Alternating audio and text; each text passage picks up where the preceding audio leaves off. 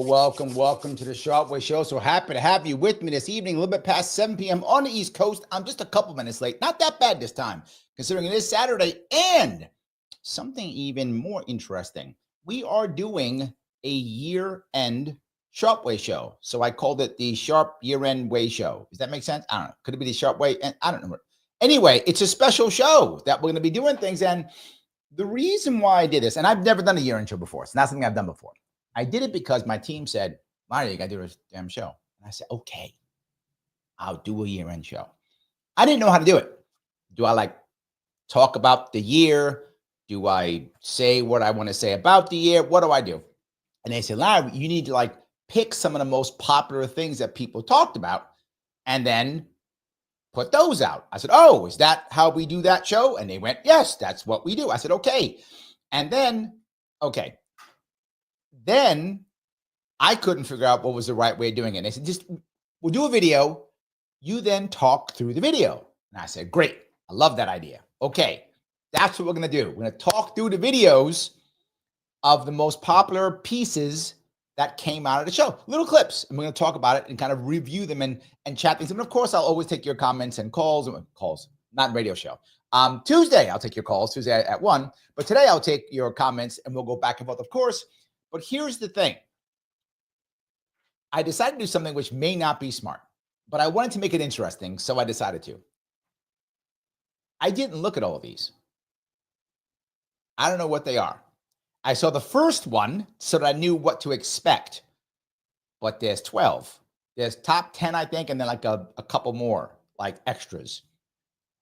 So if they're bad, I'm going to blame somebody else is what I'm going to do. Yeah, I'm going to blame somebody else. Yeah. So if they're really bad, I'm going to blame somebody else, but I didn't pick these. So I hope they're good. If they're not, they're not. It's fine. We'll still have a good time either way. And I'd love to hear what you thought was the most important pieces as we go through this, because this isn't the last show of the year, but it's close to it. It's only, 3 days left in the year? So I'll still be doing a show tomorrow, my long show, and Monday night too. And of course, I'll be doing one probably New Year's Eve show, maybe New Year's Day. I don't know. We'll figure it out. But I will be doing more shows coming up here. It's not the end of the world, but it is a year-end show. So before we jump in, as I always ask you, you know it's going to be good. Click the button known as Lima, India, Kilo, Echo. Please do that. It does matter every bit. Why does it matter? Why do I bug you every single time? Because I have been horribly shadow banned. The only way to get past that is to click the button so that YouTube and the rest of the people go, oh, this must be good. People click the button. We should probably show it to more people. And that's how it will keep going. So please do that. Please share, repost. All these things matter. Every little share counts. Every post counts, of course. If you have not subscribed, subscribers do matter. So please subscribe if you have not. If you are following me, please follow me too, so people can see that I'm being followed. You can always super chat me during the show. It goes right to the front, as always. You can also do a Rumble rant on Rumble. I'm also live on Rumble. Also, if you can become a member, remember, you can become a member here on YouTube, $49 per month if you want to, on either Larry Sharpe or on Sharpe Way YouTube. You can also become a member on Rumble. If you're watching on Rumble, click the subscribe button. Only, though, while I am live. That's the weird thing about Rumble, but that's how that works.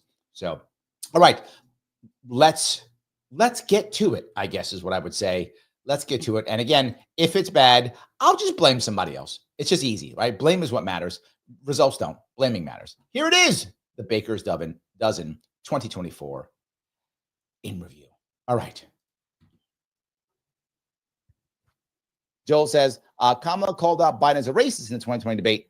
Later, when I asked about it, she said that it was just campaign talk, which means lying is campaigning, in campaigning is fair game. Not just that. You know, if you're more of a Republican, when I said she may be upset, but I'm going to say it anyway.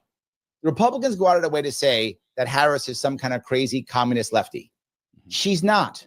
I've been saying it forever. To your point, Joel, she's nothing. She's none of those things. She's whatever.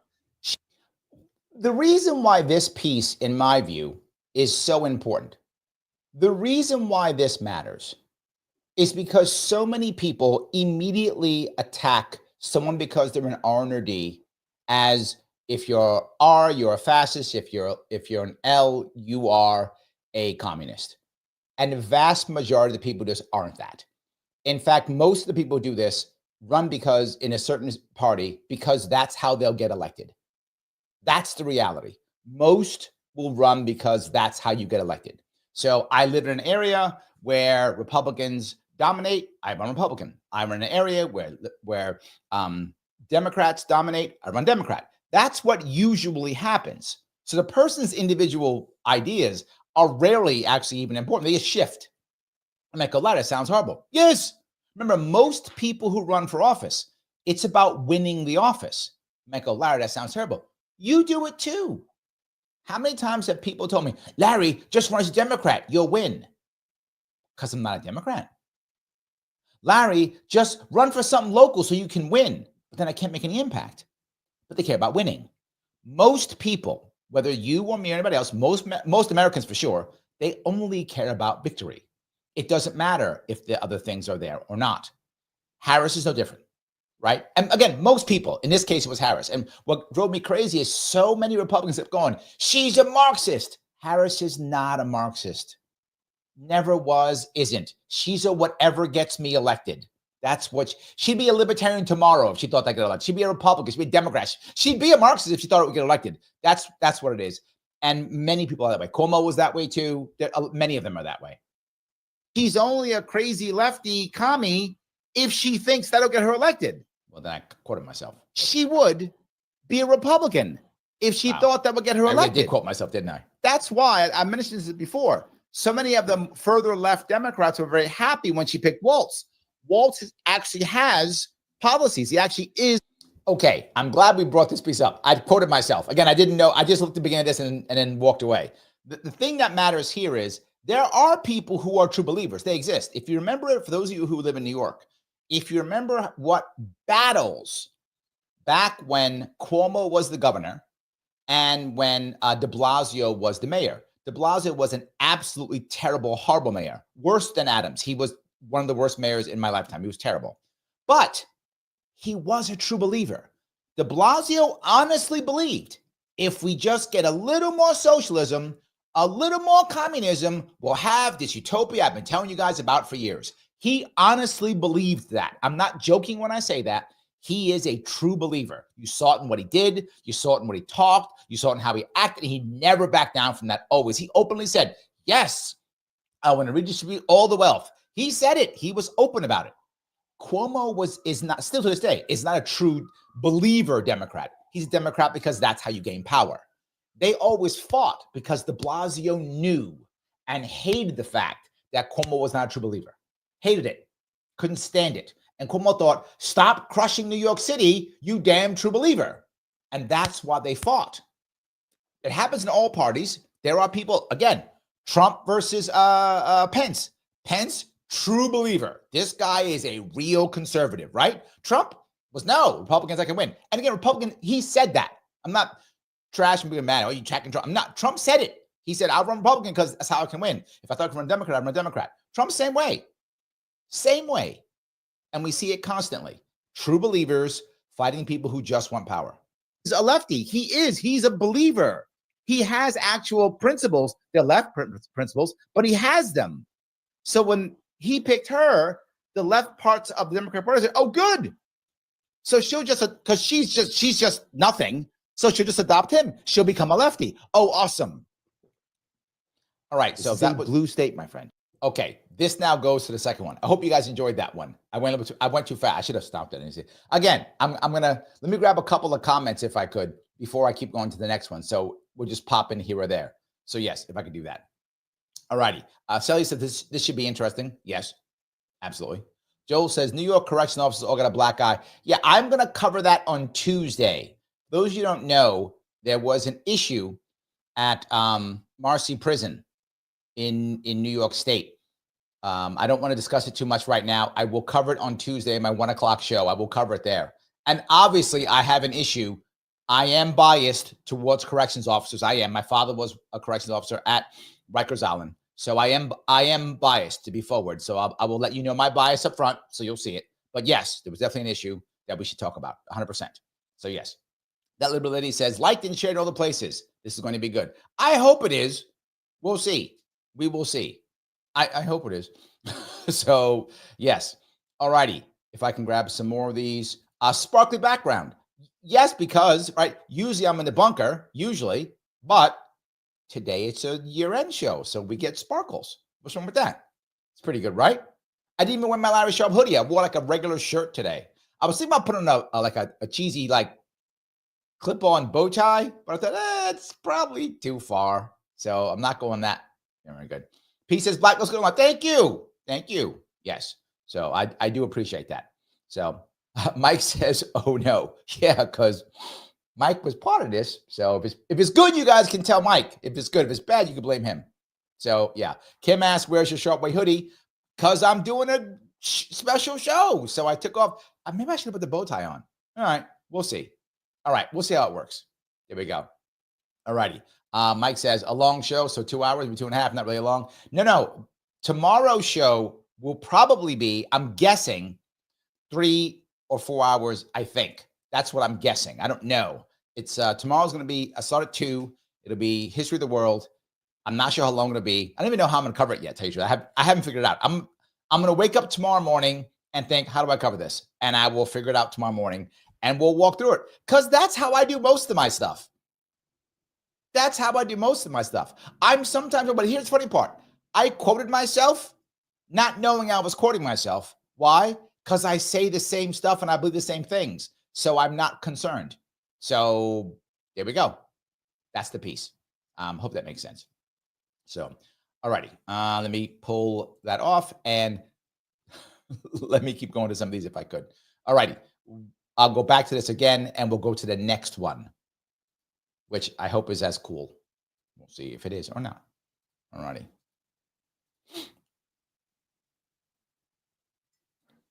I travel it.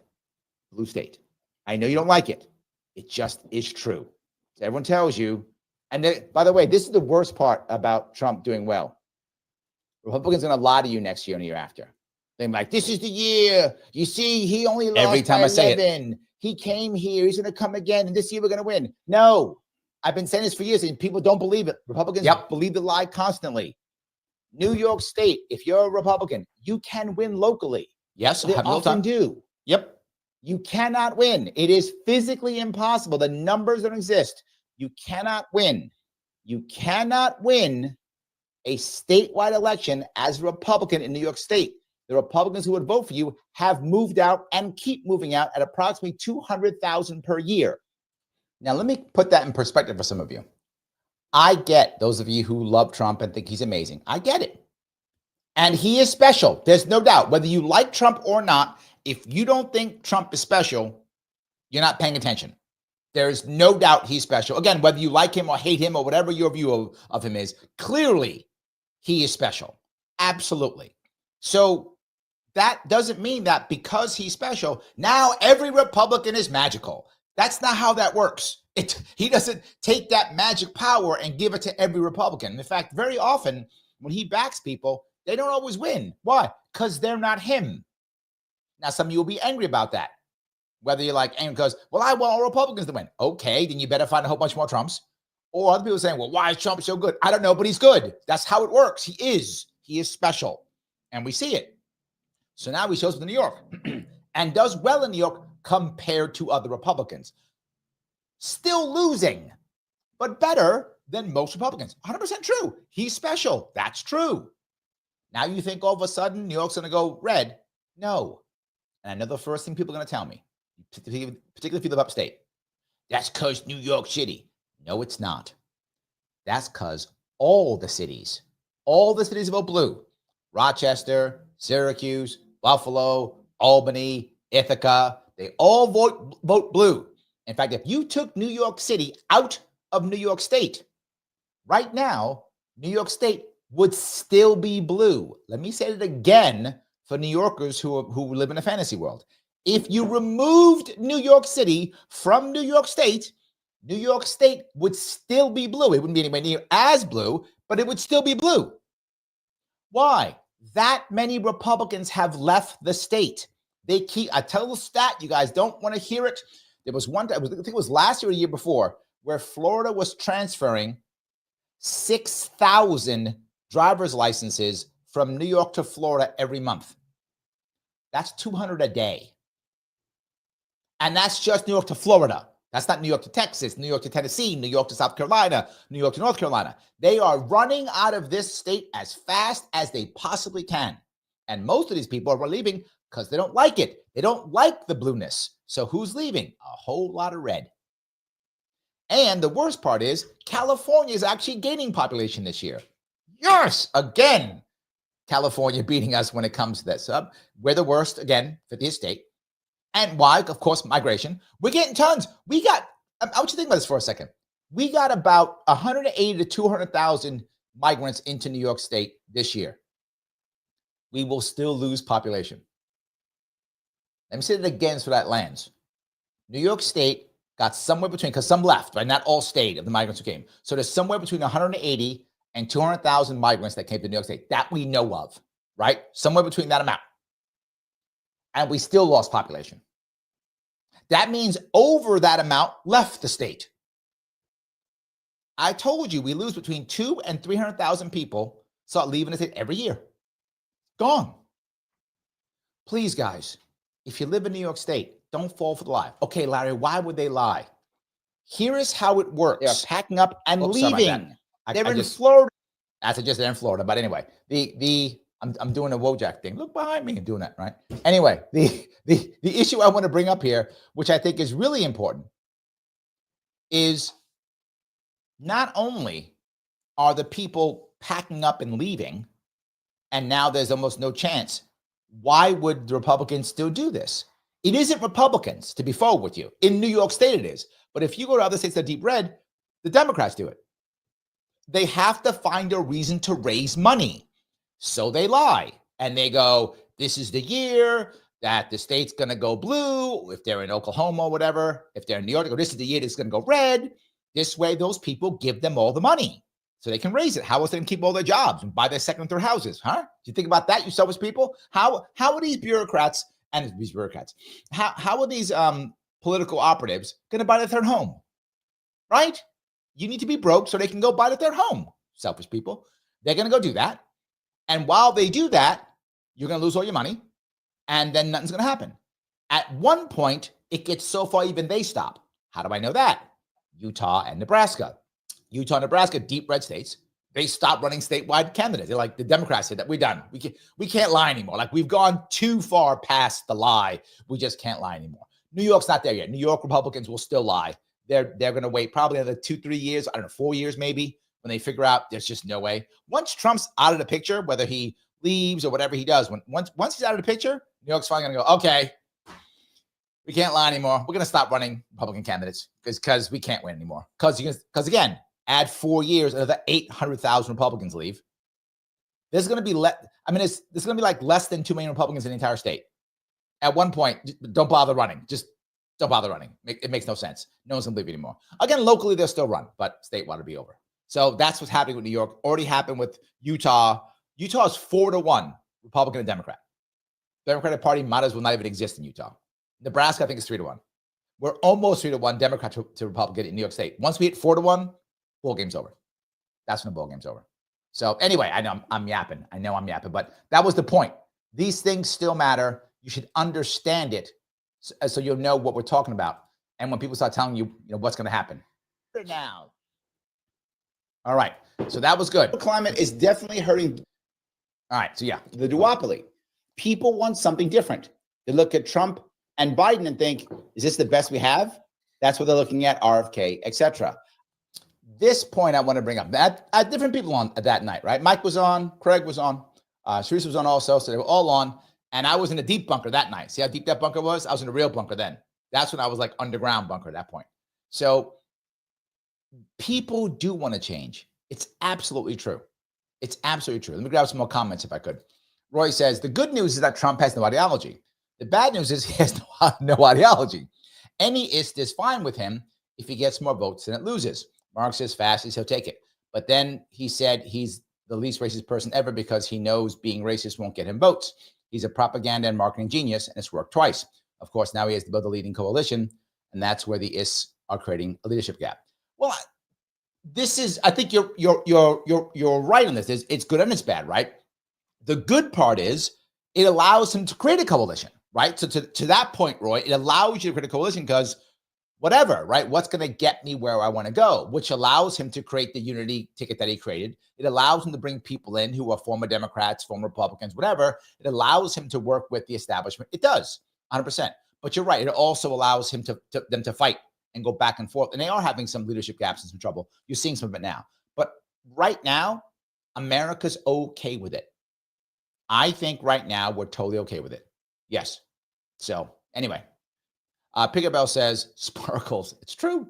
Ryan says, Larry Sparkle Sharp. I love that. Sparkles. David Lee says, would you go for New York governor if Hochul resigns? Hochul's going to resign? Did I miss something? I don't see Hochul resigning. Did I miss? Did something happen I don't know about? I have to go check. Someone let me know if I missed something. I don't see that happening at all. I don't know why you would even ask that. I feel like she's nowhere near resigning.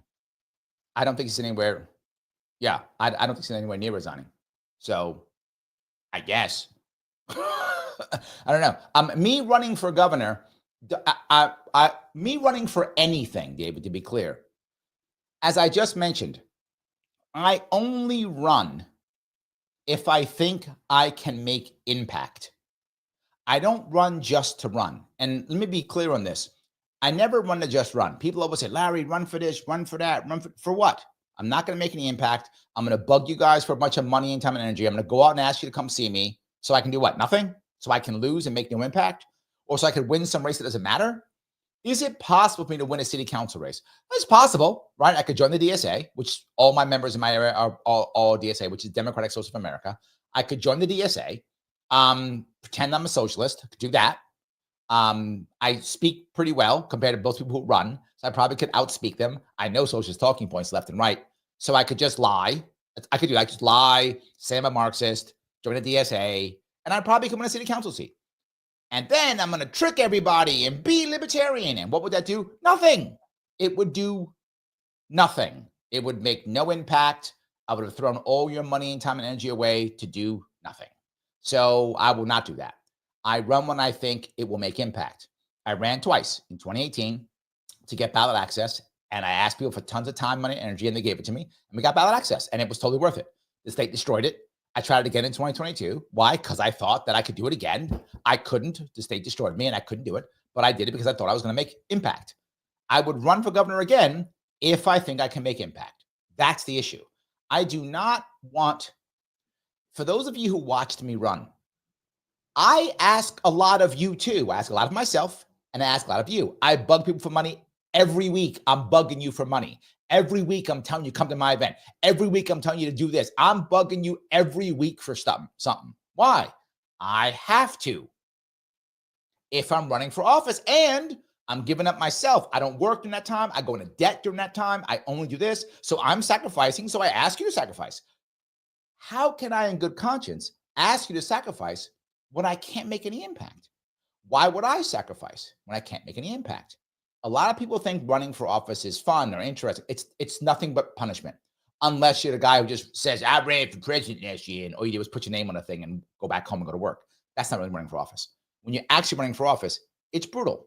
So I like the question, but again, only if I could do it. So yes.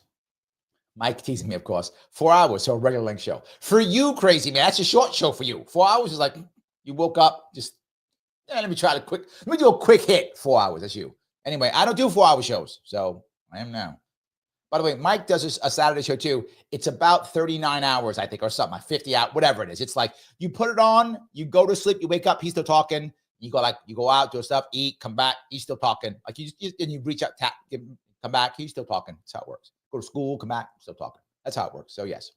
Yes, I am winging it. I am. Yes, I am winging it. Absolutely. So. All right. Roy says 3 hours of history of the world. That only gets us to the, is it the Pleistocene era? No, it'll only be of human history. So it is only going to begin about 300,000 years ago. I'm not going to do, remember, that would be prehistory, right? It's prehistoric. So it'd be prehistory. So yeah, no, I will not be talking about anything other than humans. So only human stuff. So yes. Yeah. All righty. Let's see if I can do that right here. Present Larry talking to past Larry. That is kind of cool, isn't it? Yeah, that is kind of cool. I do like that. Yes. All righty. If I can grab here. Shelly says, I'm eating cheesecake for dinner just because I can. I like that.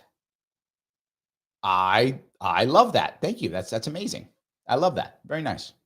All righty. If I can grab a couple more. Here, Pickerbro says, as long as people keep giving them money, they aren't going to pack it up. You are totally correct. You're totally correct. They'll just keep doing it. 100%. Yes, 100%. So, by the way, Pickerbro likes your dragon, Mike. Pickerbro says, Mike, your on-screen dragon's really cool. So you did win that. So Joe says, Unity ticket. It's a grift ticket. They can be they can be both, Joe.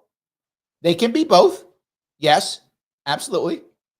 Andrew says, I'm late. You were my number one political commentary channel. No cap. He was another. Oh, thank you. Guys, by the way, just so you guys know how these were picked. They weren't picked because I thought they were the coolest. Right? Again, I had the team pick it. They did it. I didn't do it. I'm following up. So I did not even know how to do this. This is the team going, Larry, do this. And I went, okay. So yes, this is the top 10 based on viewership and interaction. That's what it's based on, right? This is what the viewers were focused on during the year. That's what this is based upon, just so you know that. That's how that works. So I hope that was clear. Yeah. The AC says, you could be a libertarian socialist. I'd back on that. That's, the funny part is, in some ways I am. If you've heard me speak about localization, I don't have a problem with local socialization at all. I think things like the biggest, deepest example is the Amish, right? But there are tons of things just like local businesses owning workers owning their own businesses, right? For those of you who remember, I actually had a plan, and I talk about it often. The idea that New York State should be supporting workers buying businesses instead of them getting bought out by big business. And how you do that. There's three parts of this that you can do, to your point, AC. Number one, have a very simple rule. If a business is going out of business, if it's a small business, or if the person volunteers, whatever the case may be, you can make a rule either way. There is a 60-day gap before the vultures can come in and buy it. 60 days, giving the workers the opportunity to go find money to purchase it so they can own their own job, giving them the option to do so. Now, why would that matter? Well, because some workers don't want it. Some say, I don't want it, I'm starting another job. Okay, no worries. It's voluntary. If you're like, look, I don't want this business, I'm going to go do something else. Okay, good for you. But if you want to, you have the option to purchase it. They might go, okay, sounds good, Larry, but how do I get the money? If you do that right, you allow for local community-based or county-based, this is what I like, credit unions. The credit unions can be based upon local people putting their money in, usually entrepreneurs who will want to also help out. As long as there is a business plan submitted, the state will back the local union, the credit union, dollar for dollar, like an FDIC, same concept, right? If they want to buy it. And the next thing is the state's going to give all these employees, is going to give all of them a bunch of money because they're all going to go on unemployment or whatever the case may be. Calculate that money out. State gives it all up front. Take the money up front. Take it. Help to buy. Take all your money up front. Get credit union to support you. FDIC style, right? None of that style from the state. Buy the business. Now you own it. The workers can own the business. Now, will that all of a sudden make a bunch of people own their business? No, of course not. But again, that begins to change the culture, right? Now people are going, wait a minute. So this guy's retiring and he doesn't want to run his restaurant anymore? We could buy it? Yeah. This bike shop, I could buy it? Yeah. And the government help? Yeah. Of course, that concept changes. Now, people who want it, to be very forward, some people don't want ownership at all. They're happy to have a job. Just pay me my salary. I don't want nothing. Okay. But some people would love to have the workers own the fruits of their labor. Okay. If the government backs up, people stop it. Most of the time you find traditional banking walk away from worker-owned anything, right? They tend to walk away from that. And they tend to walk away from that because they don't trust it. They don't believe in it. They don't think they have control over it. Well, if you show some success, they'll change their minds. Remember, bankers aren't evil. They're apathetic. What gets me cash? And we show them this can work. There we go. So in a way, I am, depends on how you look at it, in a way. So anyway, so there we go. David Lee says, they're calling Hochul to resign after one. No, they're not. That's some Republicans trying to get some. That's Republicans and people trying to get a little bit of airtime. There's no retirement. That girl burned it. She didn't even care. She won't say anything. No way. Not at all. Not at all. So I appreciate the sentiment, but there's no way that's going to happen. That's not happening. So anyway, let me keep going. And don't get me wrong, I get it, right? I did a show on it too, so I get it. I think it's a combo. I think the timing is right for RFK to make some impact, for libertarians to make impact, Greens to make impact. The time is right, and the impact I don't think will be victory. I mean, there is a chance, right? Everyone's talking about the idea of a contested election going into Congress. They're talking about that. So I think there is a chance of it, but I think the chance is very small. But I do think the odds of impact are very high. And I was right on this, right? I know Mike's read it said no for the victory, but the impact was true. He says not yes on that one, right? Yeah, there we go. Yes, there was impact. If you look at what happened, RFK Jr., his race, and then dropping out and backing Trump is the reason why Trump's victory was decisive. That's the answer. That's the reason why it was so decisive. So there was impact, if that makes any sense. But no, there wasn't victory. I was obviously hoping it was victory, but we know there wasn't. But there was impact. That I was right on. These are going to affect some of the outcomes of the states. Like you're going to see that the state was affected by the combination of all the third parties. You are shaking your head no vigorously, Mike. What did I say wrong? Oh, go ahead, Shirley. Good. I hope they do. That's all I have to say. I hope they do. Me too. We need some shaking. Again, I am a Republican, but we need something to shake. Okay, so I hope so. I'm with you. And I think this did happen. I think Sharice is correct. If you look at the Republican Party now, it is being shaken up, and there is a challenge for the Republican Party. If you're a Republican, you now have a party that has not been, and still to this day still isn't yet, it may become, but isn't now, a working class party.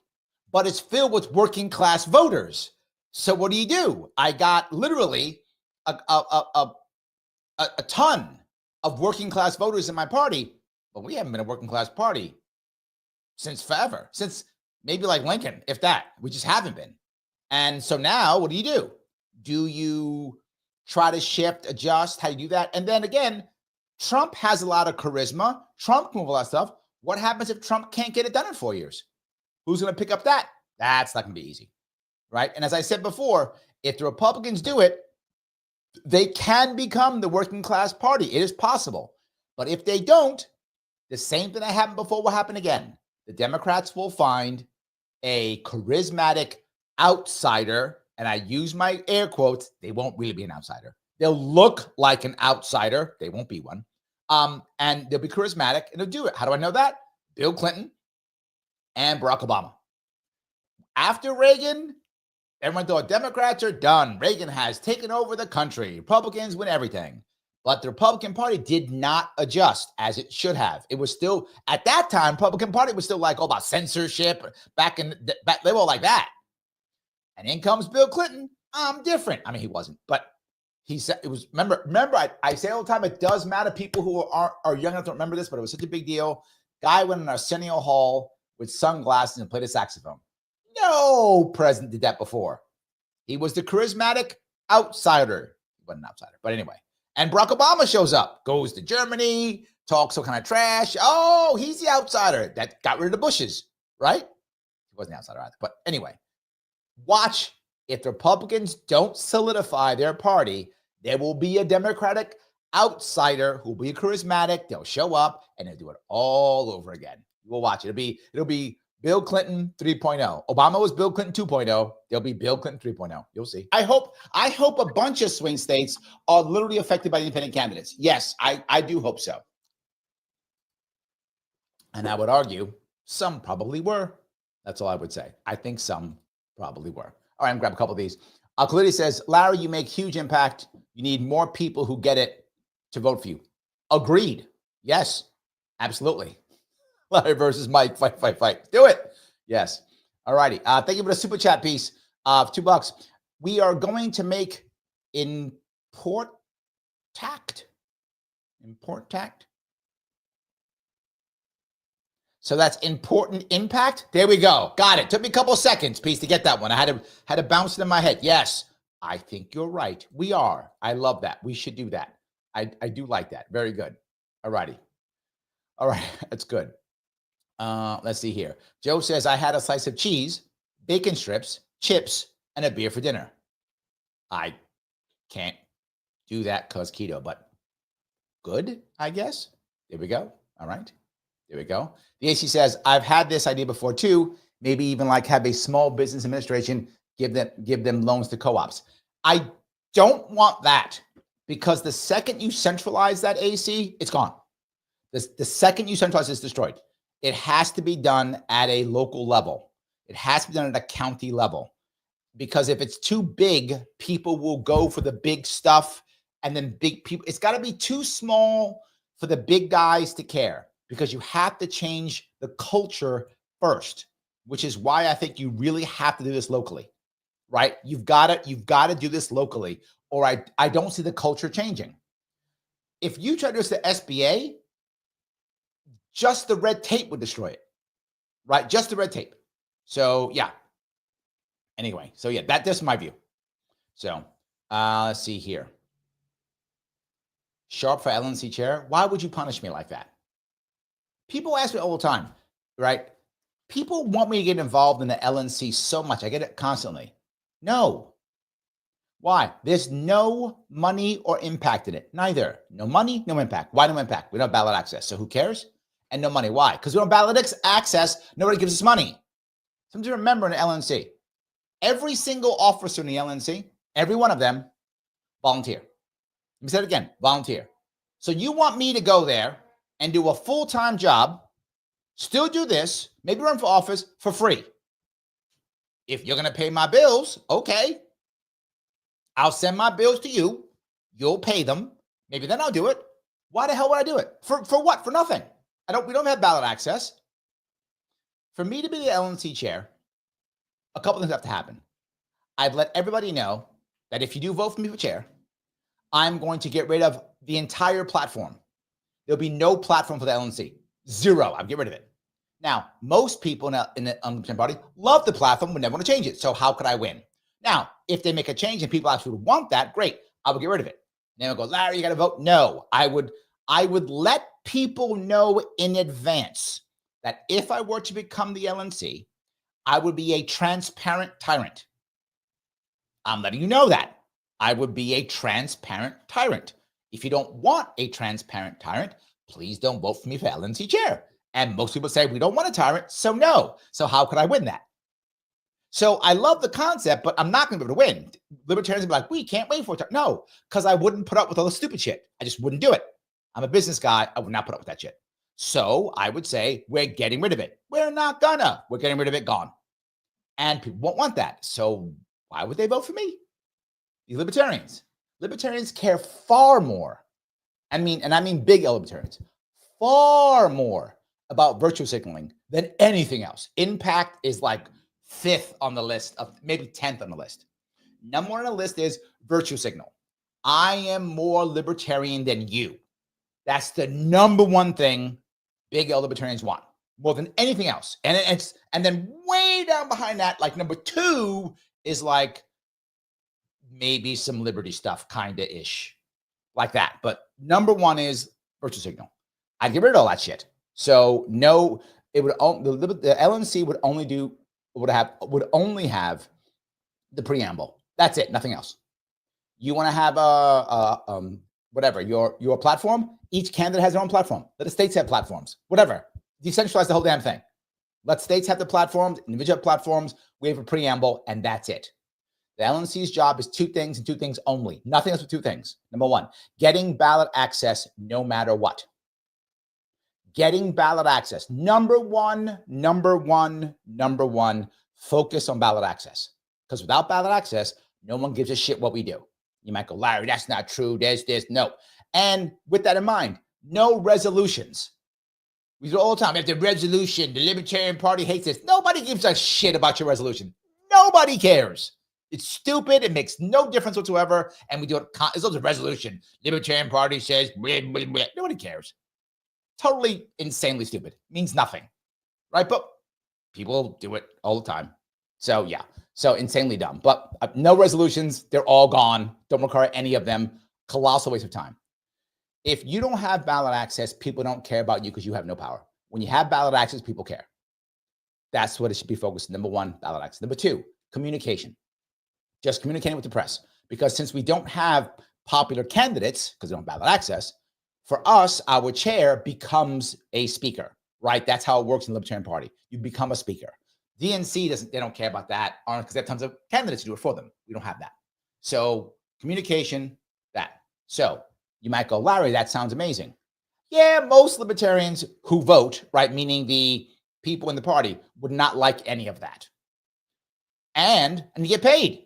So I'm going to do all that, plus you got to pay me 6 figures a year when there's no money. So you're asking, I appreciate the ask. It's nice. It makes me feel good. You care about me and you want me to do it. I love that. But I'm going to trash what we have now, and I want 6 figures to do it. The odds of that happening are insanely slim. I mean, could it happen? I guess maybe if somebody decides, I love the LNC so much, I'll decide to check a big check for this or something, I guess. But no, I don't see it happening. But thank you for the piece. I'm looking over at Rumble, and straight in says, thank you for the $1, my friend. Sorry, Larry, I have only $1. No worries. It's foggy here right now, so don't think my ship is coming in for you soon. Yeah, I don't think so. I don't think so. Yeah, but maybe. I mean, I guess it could happen.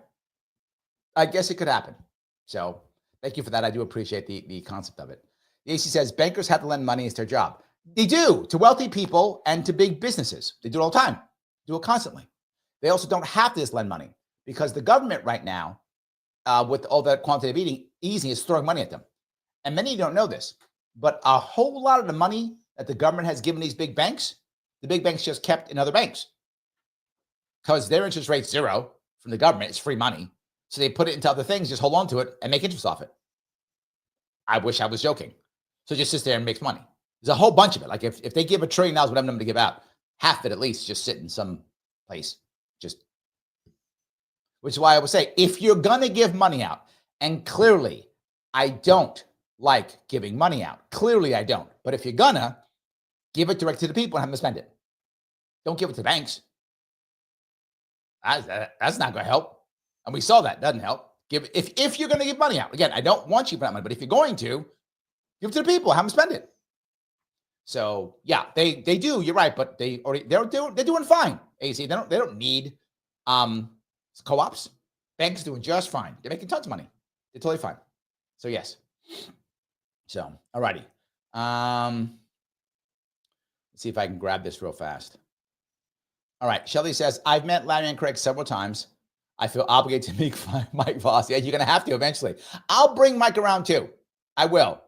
Mike does a lot of stuff, so I can't always grab him, right? I can't always grab Craig either. Sometimes last time I went out, Craig was busy, so I could only grab me and my daughter. So I can't always grab everybody when I can. I try to. So yes. Glenn over at X says, the new GOP, Tulsi, Poppy, and Elon. I know, it's nuts, isn't it? Isn't it nuts? It's crazy. Absolutely. Yes. All righty. Okay. Let me, Joe says, I don't know why that had to be a comment that was shared. Because it was funny, Joe. That was the reason. Yeah. That was the reason. 100%. Does that be another one? So anyway. All right. Let me grab the next one if I can. We're pushing through this, guys. This is number 9. Person who just that was a good interviewed me pivot, at by the length. way. Yeah, this is his out. Good interview, I think. Yes, this actually was one of my favorites. One of my favorites. Me and Mike yelling about Trump being on that National Association of Black Journalists forum. This is one of my favorite ones. This was a good one because I think we actually showed how it worked and how it didn't work. I thought we had a lot of good back and forth on this one that was clear on what was actually working and what wasn't. And that was well done. Like that, yes. When he did, I was like, "That's good." He was sitting there going, nothing's happening." Oh, Harris, there we go. There's my preserver. Yes, this is my out. This is the end of this subject.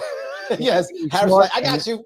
Here we go. And it's also a good point to also remind people This isn't a one-on-one interview. There are other people here, and he's not. There are other black people who don't have Rachel Scott's opinion.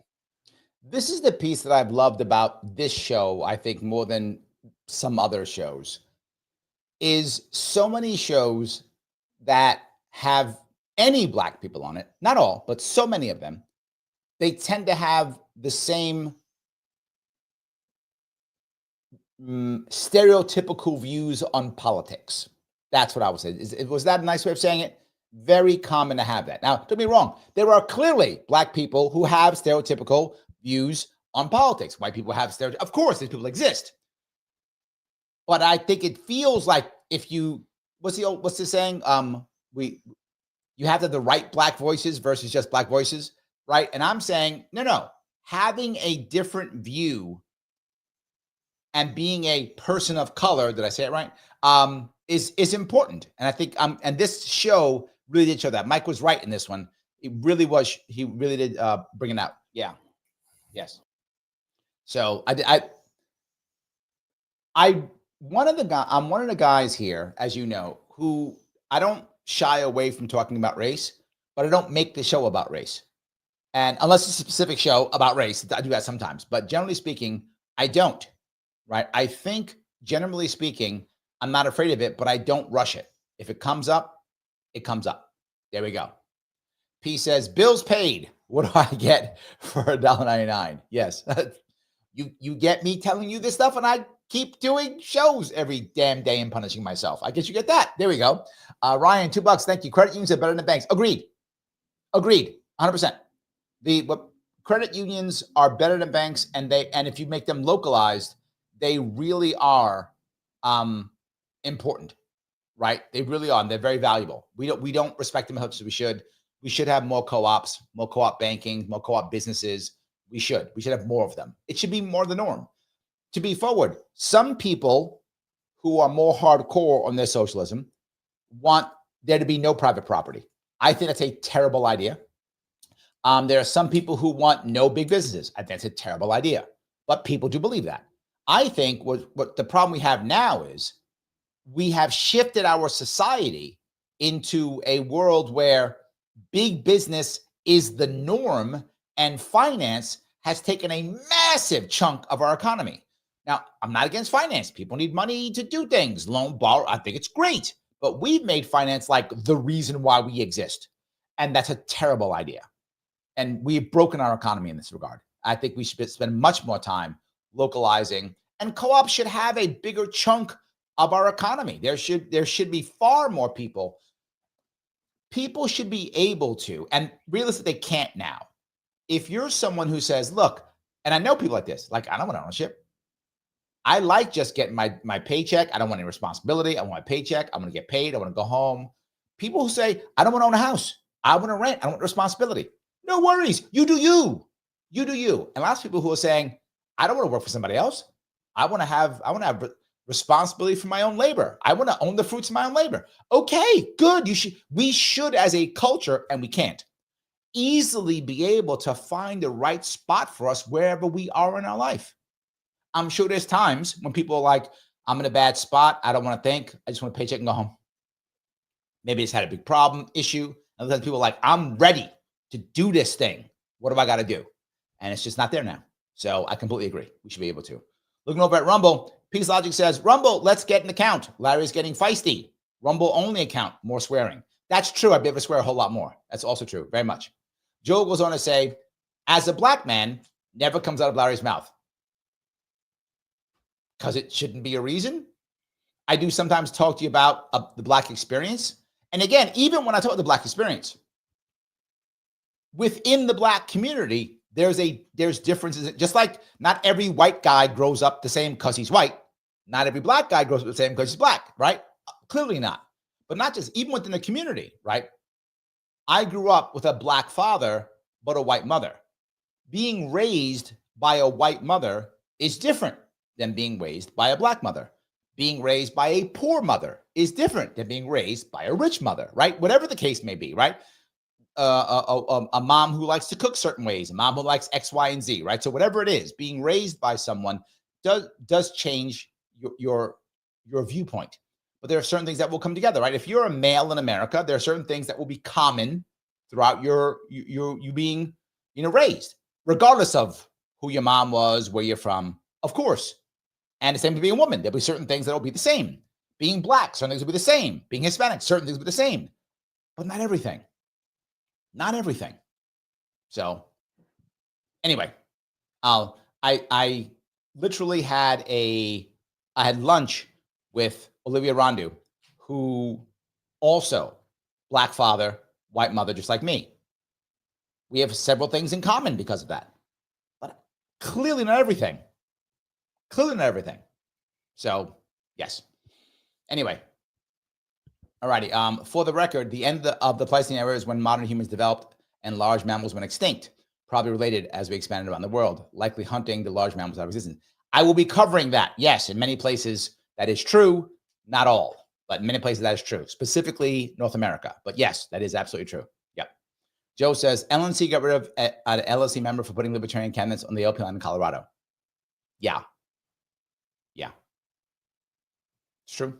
Nate says, are there other states besides New York that third-party ballot access is an issue? Yes, all of them. No, I'm kidding. But many of them, yes. And we fought for many of them. Illinois won very bad. Tennessee's very tough. Alabama tough. Lots of states. Absolutely. Ryan says, ballot access, ballot access, ballot access. Yep, absolutely. Joe says, resolutions are wasteful. Yes, agreed. Joe says, chair doesn't decide platform, does it? Which is my point. I literally would say, I would be a transparent tyrant, Joe. You're right, which is why people would not vote for me. Because I would say the platform is gone. And they would go, but delegates, I don't care. I got elected saying it's gone. It's gone. Remove it, remove it, remove it. And they would say, Larry, you're a tyrant. Yes, it's literally what I said. I told you I would be one. So correct. So if delegates agree with me and got rid of the platform, well, good. If they didn't, I get rid of it anyway. That's my point, which is why, Joe, I won't be able to win this thing because I would be a transparent tyrant. I would tell delegates, it's gone. Vote for it or don't. It's gone. Joe's a bit of a tyrant now. Well, then maybe I have a shot then, Joe. Maybe I do. I don't know. So, yes. Anyway, that's what I'm saying. I get your point completely. But I would be transparent. And because of that, I don't think I could win. Because to your point, I would say, I don't care. If you vote for me, I'm getting rid of it. And libertarians would be like, that's a tyrant. We don't like tyrants. We're not voting for you. So, and that's okay. Ryan says, LNC seems more interested in a culture more than anything else. That's what I mean by virtue signaling. That's the most important piece. That's what I mean by that. That's what I mean by the virtue signaling piece. It's very important. Yes. Coludi says, thanks for keeping it real and cutting through the BS, Larry. Oh, I appreciate that. Thank you. Yes. So, any case. AC says, makes sense. Oh, okay. I'm glad. There we go. I appreciate that. Shelley says, national banks are better than credit unions. Using both simultaneously is a wise move. Again, I'm not against at all having both. I think in a good economy should have all of them, right? A good economy should have all of them, 100%. I'm totally with you, Shelley. I don't want to get rid of big banks, but we've made them dominate everything. That's not the right answer. We want to have some big banks. Of course, you want to buy a building, build a brick. You got to have some big banks. I'm not against that, right? Start a massive road construction. Of course, no worries. No worries. But it's far too much. We've broken our economy on this. But of course, we want to have big banks. Of course. Mike says, caricatures, no real Black/Hispanic diversity. Sadly, often true. Yes, sadly, often true. Yes. AC goes on to say, Larry, 100% right. The financial agent of everything is just, yeah, the financial amount is far too much. Yes, 100%. Gene says, we saved $10,000 when we financed my husband's car with his credit union.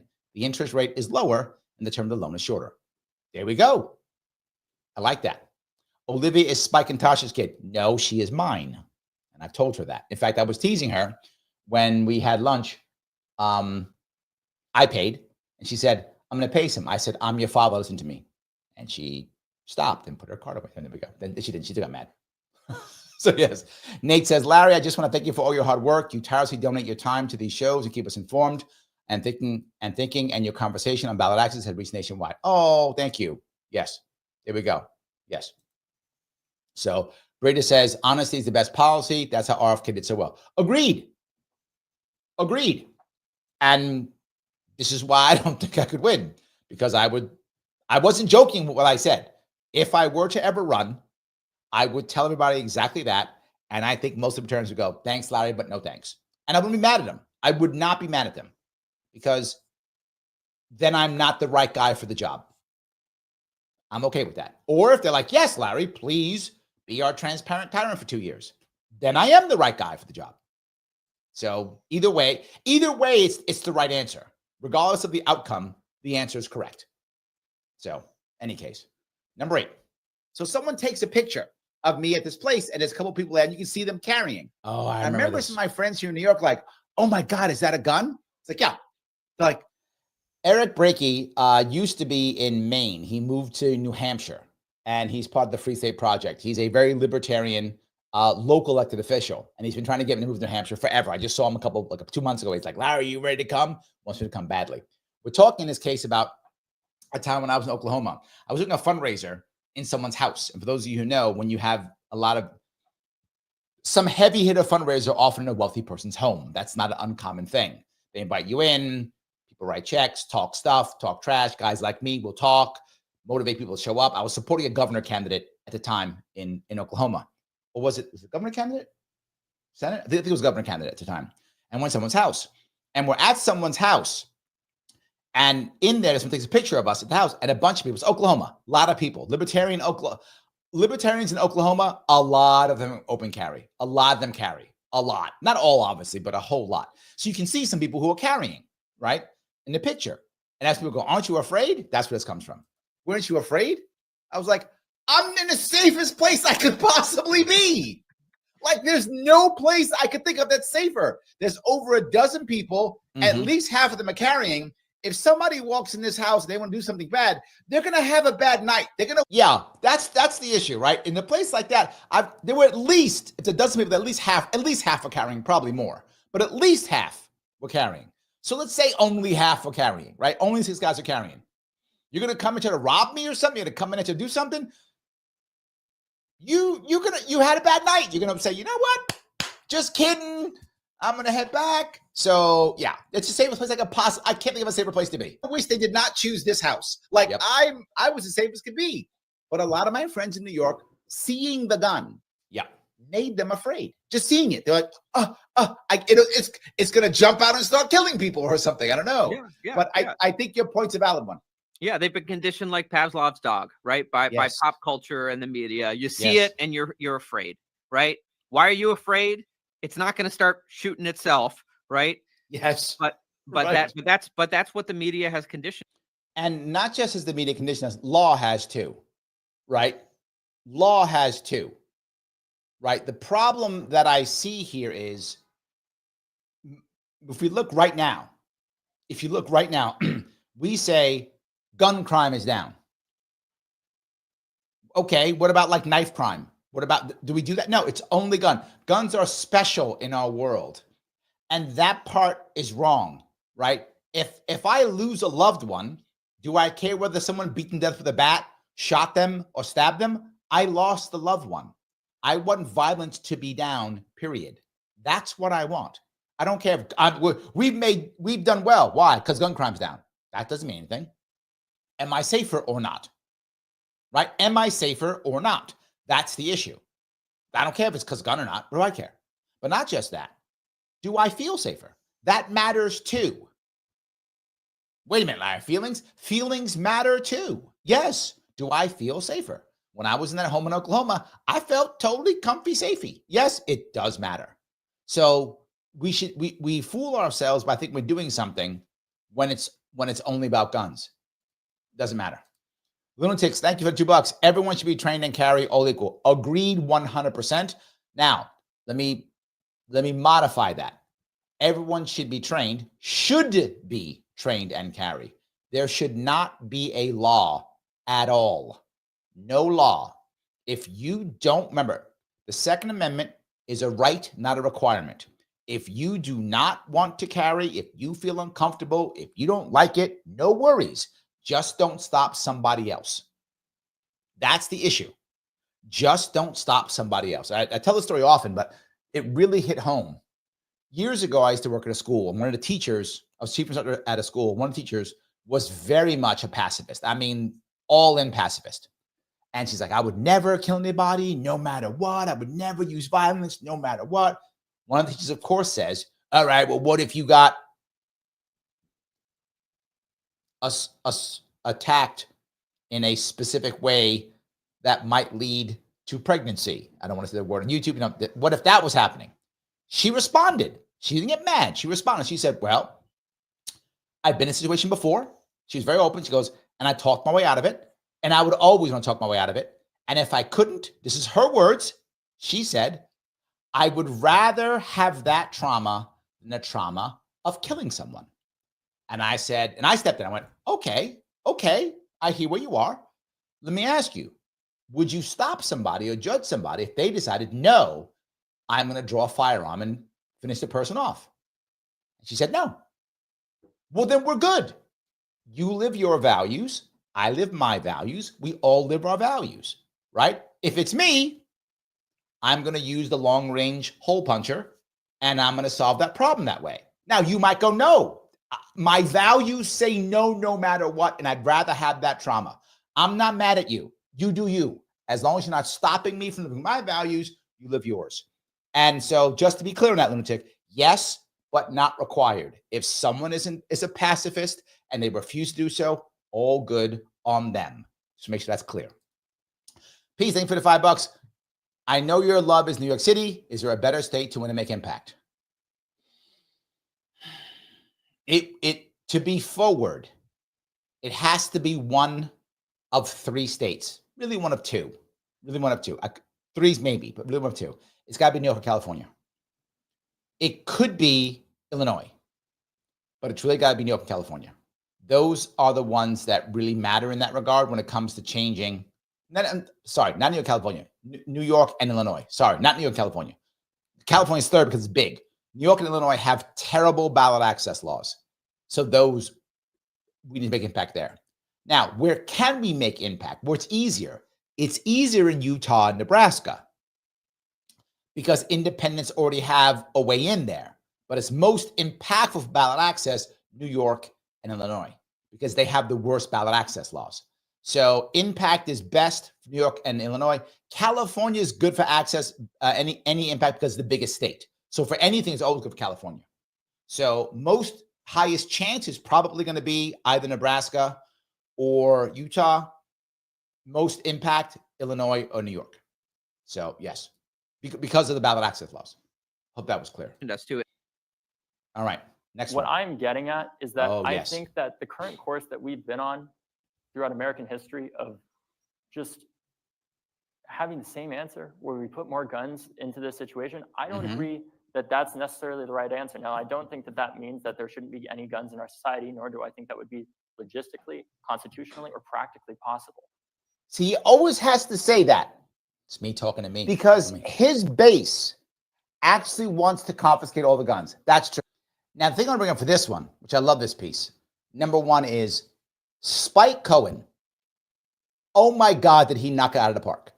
I couldn't have gotten anything. It couldn't have gone better. Spike came with receipts. Spike devastated Hogg. Just devastated him. It was embarrassingly how bad he devastated him. Hogg had no chance at this at all. He went up against Spike. You should have picked somebody else. You should not have picked. Spike's been doing this for a long time. It's what he does, and he's really good at this. Hogg had no chance ever. He should have either just walked away, or he should have just said, can we do this another time? Can we do this another, whatever, something. Terrible, terrible idea. But the point is, many times you hear people say things like guns should be in our society. What they mean is government should have all the guns. That's what they mean. When someone says that, they mean government should have all the guns. That's what they actually mean, right? And I disagree completely, utterly and completely. I think it's a terrible idea. One of the reasons why they don't confiscate all the guns is because of what he just said. It's logistically bad. Now, just logistically. The way it's working in the country now, and it's changed since the lockdowns. Thank you, since the lockdowns. But prior to the lockdowns, what was happening is they weren't trying to confiscate all the guns. The goal was to make it so that if you have one, you're crazy. That if you have them, you're nuts. So you're bad for having the guns. And if you get in trouble with the law, we can then take them slowly and take them one at a time. And it was working. Even though Americans still had lots of guns, that's true, the amount of gun owners has been shrinking for decades. It's been working. So individual people have more guns. So there are more guns in America, but the number of people was actually shrinking. Less and less people were having guns. That's true. It was working. But since the lockdowns, things changed. What's one of the reasons why? What the governments did in China, what the governments did in Australia. And I'm going to give someone a very weird one, the Bundy Ranch. Yes, remember the Bundy Ranch? The guy who was using land or whatever for his cattle or something? And the Fed said, we're going to take it. And he said, you're not. And he brought his boys, and it was a physical standoff. And what happened? The government backed down. If you remember that, the government walked away. The last thing the government wants, and nobody wants it. I don't either. Nobody wants. It's a terrible idea, dead law enforcement. That is a terrible idea. Nobody wins. It is nothing but a loss. Terrible idea. I am glad they walked away. Now, I would ask you, if more Americans had firearms, would they have locked us down? No. Cops would have walked away. They'd have walked away. They don't want dead law enforcement. Nobody wants that. They walk away. I'm not happy about that either. So yes. So this was a great episode. I just want to make sure I do love that. Thank you for putting that one in. That's amazing. Let me grab a couple chats from over at Rumble. Let's see here. Lily says, love this one. That kid is delusional. Yeah. And then she goes on to say that Lily Tang Williams was epic. Lily Tang Williams was running for Senate as a Republican in New Hampshire at this time. New Hampshire, by the way, has some of which is why the Free State probably trying to get me to go there. The New Hampshire has some of the weakest gun laws in the country. I think the weakest, if I'm not mistaken. Good. And lowest crime rate in the country. Yeah. Lowest crime rate. Jamie says, literally, the best way to reduce gun-related crimes, in my opinion, is to have a very strict penalties for violent criminals, keep them behind bars. That could also work, but also, if other people have guns, you have less of that. But not just that. You could end the black market. You could just end the black market. One of the biggest things. Absolutely. So, yeah, there we go. All righty. Let's see here. Mike says, less people with registered guns. Also true. I don't think there are less gun owners before 2019, certainly not since 2020. Yeah, I think there are, Mike. I'm not prepared to say I feel like they are. I'm pretty sure I saw stats on this because I was talking to gun shops, and even they were saying it, that the number of gun owners is less, but people are buying more guns. That was the thing. So I do think that's true. But again, prior to the lockdowns, this is 2018, 2019. That's when I was covering the state talking about that. So I think back then, I don't think that's true anymore. The lockdowns changed a lot of people, particularly people don't know this. By percentage, the fastest growing group of gun owners is Black Americans. By percentage, obviously. Yes. So there we go. Shelley says, New Hampshire's too cold to go out and commit crimes. I have been considering moving to New Hampshire. I've thought about it. I have thought about it. It's true. I have thought about it. Absolutely. So maybe. Joe says long range hole puncher.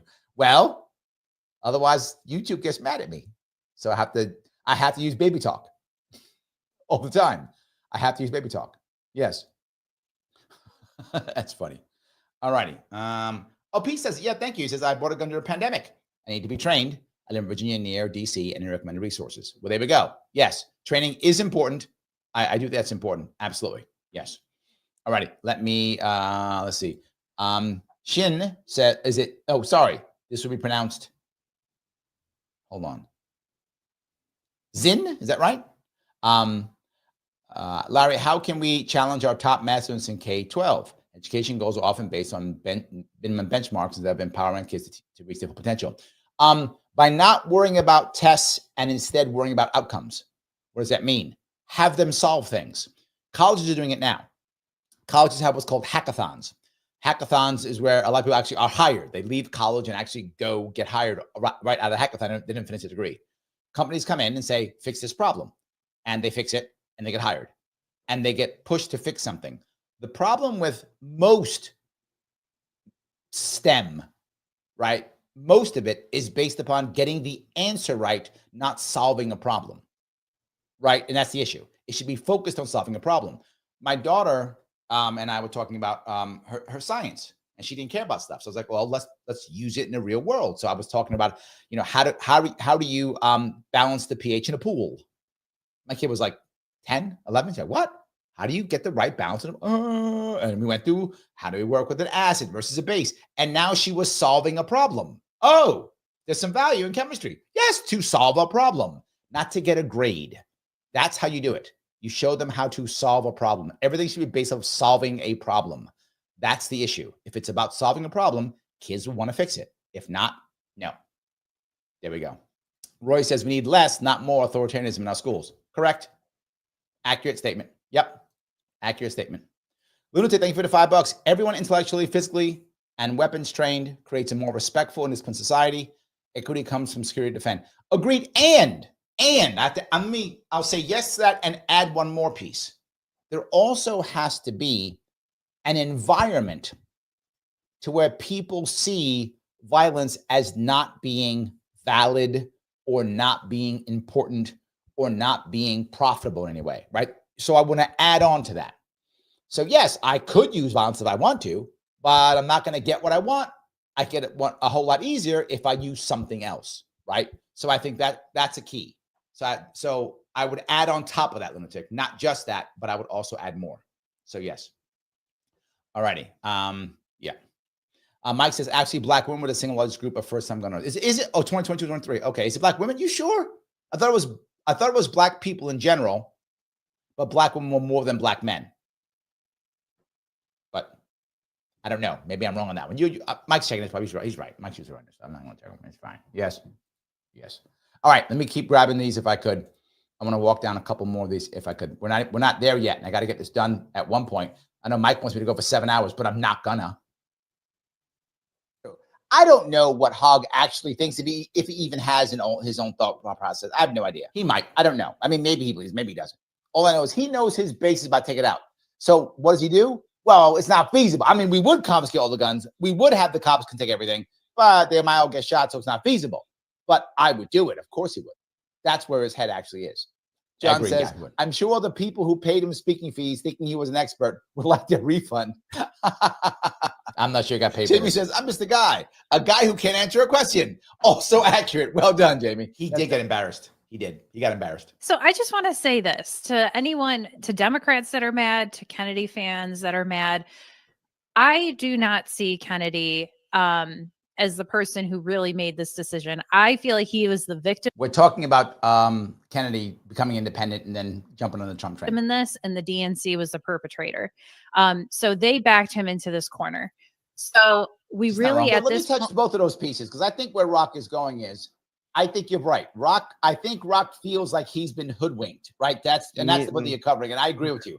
I don't think he was. I agree with Rockface and with Kit in that I really wish he hadn't dropped. I wish he had pushed forward. I wish all the third-party candidates had pushed forward, gotten to the debate stage. This is all the stuff I think Kit and I would both agree we'd love to have happen. But what are we going to get? We're going to get what we're going to get. I do think we weren't hoodwinked. I think, to be very forward with you, I think his team did not know how hard this would be because no one who hasn't been through this knows how hard it's going to be. And that's the defense I will give to the RFK people. I honestly wanted him to keep running.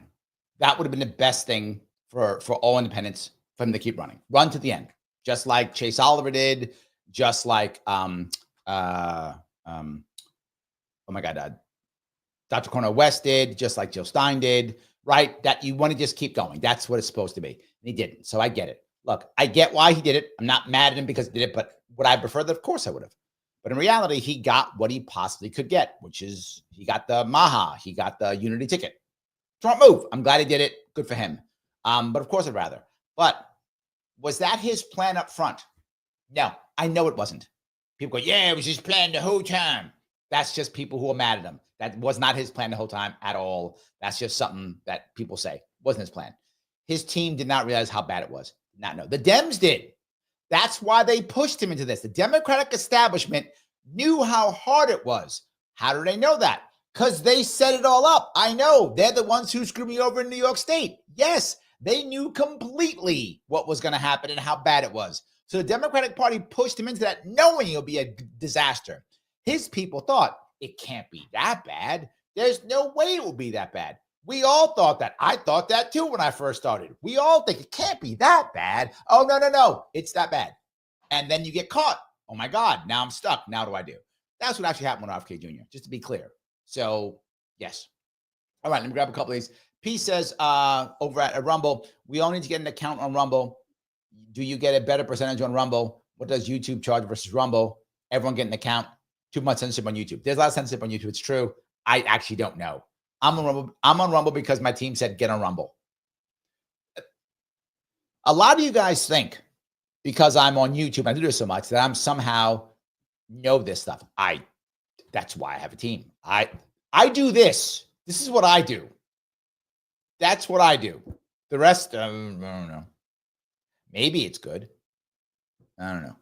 All I'm gonna say is click the like button. That I know. See, I'm good at repeating, right? Great. Please share, repost this if you can. It does matter, whatever you can. Subscribe on YouTube if you haven't already. Follow me on Facebook and X. Please follow me on these things. If you haven't, why aren't you following me? Follow me. It doesn't hurt. It's free. If you want to super chat me as you see, please do so. You can also rant me. You can super chat me on Larry Sharpe or Sharpe Way YouTube.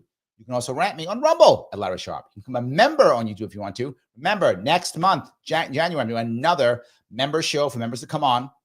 I'll be popping it up probably this weekend or maybe the week after. I'm not sure when, but I'll put it up on the members only posts, which will pop up on YouTube, both of the YouTube channels. I'll put it up there. If you become a member, let me know. If you want to come on, please let me know. But you got to be a member, $4.95 per month. Keeps me going. And of course, you also become a member on Rumble, but you have to click subscribe while I'm live on Rumble. That's not true for YouTube. YouTube, anytime you want. Rumble is only when I'm live. You can then click that subscribe button. So that I can do. The rest, I'm actually unsure. Yes. Ryan says, click the like button or you love Dick Cheney. There we go. He's right. Yes. He's right. Yes. All righty. Let me grab a couple more of these. Jamie says, Larry, I'm a dealer. And when the pandemic hit, I could not keep enough guns on the shelf. I had people come from all different states as far away as Maine or Virginia due to the gun shortages around the country. I had a lot of people from New York City as well. Yes, I know. This is all prior to the lockdown. Lockdowns changed everything. And as much as I hate the lockdowns, I hated them like there's no tomorrow. I still do. I'm still salty about it. I'm still angry about it. I still am. You sometimes hear my voice. I'm still mad about it. How much it destroyed so much of people's lives, my background, my life, trashed my party. Everything was horrible. That was, Jamie, to be right, that was an advantage, right? There weren't many good things about it, but that was one of them. People deciding to do that. Yes, I absolutely think that. Yeah. So, all righty. If I can keep going. Gene said, I thought, oh my God, if Kennedy can't do it, who can? Yes, Kennedy spent $1 million just in New York State, $20 million across the country just to get on the ballot. That's not paying for his team. That's not paying for anything. You might go, Larry, you got to be able to spend that kind of money. Okay, great. How come Democrats don't have to do so? How come Republicans don't? Only independents to pay that kind of money. Yes, if you're Democrat, you're on. Republican, you're on. Yes, absolutely. It's crazy. So anyway, Brady goes on to say, RFK might have had an easier run if he didn't Libertarian Party. 100%. But to do that would have been an entirely different piece to do. He would have had to do it early. Again, the second part is, Brita, that wasn't his plan. So they didn't know how that works. Right? They didn't know how that works. To do that, what most people think, if you're from Democrats, Republicans, you think that all the parties are just about power. Okay. If you care about power, you don't join the Libertarian Party. You don't join the Green Party. You don't join no, of course not. If you care about power, you become a Republican or Democrat. So if you're an ideologue, that's when you join the Green Party or Libertarian Party or whatever. Of course, it's Constitution Party, because you're an ideologue. That's why you do that. You don't do it because you want power. None of us ever win anything. So of course not. They thought, well, we'll just go there and show them we can get power. No, you have to be one of us or we don't like you. If we wanted power, we'd become a Republican Democrat and then we go get power. That's the point. So yeah, they didn't get it at all. You're correct, but they didn't get it at all. So let me grab a couple more of these. All righty. You got to go through it. And the vast majority of people who go through this quit, never come back. I'm one of the only idiots who stays here and keeps doing it. I keep staying. It's true. You're not wrong. Ryan, thank you for the $10, my friend. I appreciate it. Ryan, it's you. My cousin, who's a leftist Democrat, reported me to Facebook, calling me his idiot libertarian cousin.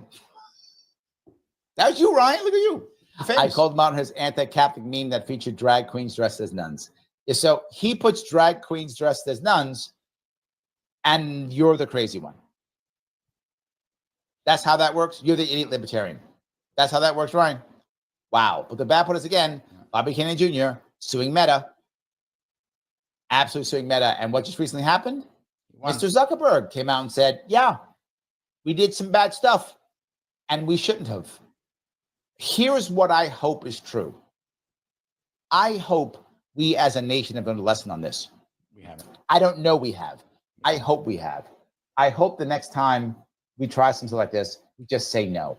We do what Elon Musk said and go, no. You know what? Maybe I've changed my mind on that one.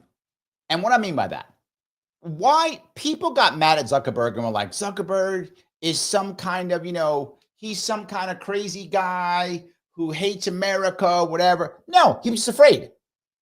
The FBI came a-knocking. The FBI said, do what we say or else. You're anti-American, all those things. And he thought, oh my God, I am literally going to get arrested. They're going to shut my company down. He was scared, period. He was just scared. So was Google. They were all just afraid. Elon said, I'm not afraid. I don't care. Now, it's not because Elon's so awesome, isn't the reason why. I mean, he's clearly a powerful man, obviously, but he also knew, I'm like the only dude who can do the rocket stuff. Like, no one, I mean, Bezos is trying, but it's me or it's nothing. They can't get rid of all my stuff. I've been grifting from the government. This is Elon. I've been grifting from the government for so long. I know where all the bodies, they can't touch me. And he was right. He was right. And he said, I'm going to do what I want. And the government said, we can't. We want to get you, and we can't. And then Zuckerberg said, oh, I don't have to bend the knee. Elon said, nah, you don't have to if you don't want to. And when that happened, all of a sudden, people were like, oh, I don't have to bend the knee. To hell with that. That part I like. That part I think was great. I'm very happy about that. And I do think maybe we've learned. Maybe we won't just bend the knee again. Maybe. Not sure. Ryan says, yes, it's me. There we go. Thank you. And then he super chatted me for $2. Thank you. Update. Me and my leftist cousin still don't talk. I'm sorry to hear about that, man. I hope eventually you guys will come back together. And I think if you just let it go, eventually, it'll probably be okay. That's my hope. So yes, still laughing. IC says, preserving democracy equals suing candidates off the ballot, giving voters fewer choices. Sadly, yes. I wish that was wrong. I'm looking over at Rumble. Trade on $2. Thank you. I didn't like Kennedy's alliance with Trump. It looks like he will have lasting impact. I'm happy about that. I was worried. I said it more than once. I was worried. You heard me say it. When it first happened, I'm like, I don't know about this. I'm worried. Now that I look back at it, I feel like it probably was the best we could have gotten, right? I feel like it probably was the best we could have gotten. So yeah, I'm satisfied. Even though I was scared up front and I was open about it. I'm satisfied. Yes. P says, thank you for the $5. Rumblers send me to locals to join. Last post from you on locals is August 29, 24. I think you mean 2024. What are the best places to join? Yeah, I think I may go back on locals. The problem I'm having here is I'm rethinking everything for the new year. Whether I'm going to keep doing both channels or not on each. Right now, I use StreamYard to post, and StreamYard allows 8 places only. I'm on 18. So I've got to decide, do I want to change the 8 I use, which one might include locals? Do I want to start doing specific stuff on just locals? Do I want to shift over to Rumble/locals? I'm considering that too. So I haven't made a decision yet. And again, most of it's because I've been too damn busy working while I'm doing this, but I'm going to have to spend some time. I'm going to have a chat with the team next year, beginning of the year, next week, and start talking about, what's going to be our goal for next year. Probably we'll do it next week, the week after. Probably we'll have a sit down on that. And that Liberty lady has been jumping on jumping on the train, saying, "Hey, look, we got to make some changes." I think she's right, so I got to think about that too. So we will be making changes, Pete. I don't have an answer for you now. Again, because it's not what I do. I do this. The details of this, I have others to help me out with. So we'll figure it out soon. That's what I'll tell you. The best I can tell you is by the end of January, I will have an answer. That's what I can tell you. By the end of January, I will have an answer. So there we go. Yes. All right. Jamie says, Larry, I'd like to buy a t-shirt. Which website do I use? Zazzle, believe it or not. Zazzle right now is the only store we have. You can go to Zazzle, Zazzle, and type in Larry Sharpe. You will see all the Sharpe Way stuff, Larry Sharpe Governor stuff. If you want to, please head to Zazzle. It isn't great, but remember something. If you want to buy something with Larry Sharpe stuff, something to remember, it is expensive. The best way to get Larry Sharpe stuff is when I run, I come out and I bring it and I give it out for free, or you can donate if you want to. It's expensive. Why? You're supporting the show. You're supporting the campaign. So yes, you're not buying a shirt. You are supporting the campaign and you're getting a shirt for your support. So please understand that if you go to Zazzle, you're not buying a shirt. You are supporting this movement and getting a shirt. I'll be very clear about that. But Larry, the shirt isn't worth that amount of money. Correct. You're not buying a shirt. If you do this, you are supporting what we're doing and getting a shirt as a gift. Be very clear on that. Because people go, if I buy a hat, it's expensive. Yes. I'm not just trying to make money on a shirt. I'm supporting what we're doing. That's why it's expensive. If you don't like that, no worries. You're not required to buy. You could just click the like button. That's free. So there are free options. I hope you buy a shirt. I hope you buy a hat. You can buy a mug if you want to. Please buy them all. That's amazing. Please buy all of the things. That's great. Not required, but understand you are supporting us and getting a gift for supporting us. Just so you understand how that works. There's no shock. That's all. So yes, Joel says they are damn nice shirts. The funny part is I still have tons of them. And I wear them all the time, obviously, right? So yes, 100%. Yes. Jamie says, that's the reason why I want to buy a shirt. Oh, thank you, Jamie. I love that. There we go. Roy says, the value is in the candidate, not the shirt. That's true. There we go. Wow, people like shirts. I love it. Excellent. As you can see in half of these shows, today I didn't wear one because I thought I'm doing a special thing, so I didn't wear one. But I usually do wear a Larry Sharpe shirt in some way, or a hoodie, one of the two. So when I go out around the neighborhood, I almost always wear Larry Sharpe hoodie or shirt. Nah, we're not doing it. In the long run, we get screwed over. Here's the reality. As I mentioned in another live I did, there's a chance that Harris could beat Trump at the next debate. That could happen. You might go, wait a minute, she's terrible at debates. That's true. But she could win. Why? Right now, that's all she's doing is debate prep. That's all she's doing. Literally, every day. She's not doing work. She's not doing any work. She's spending 3 to 4 hours every day being grilled on this stuff. Figuring out how to do it, going back and forth.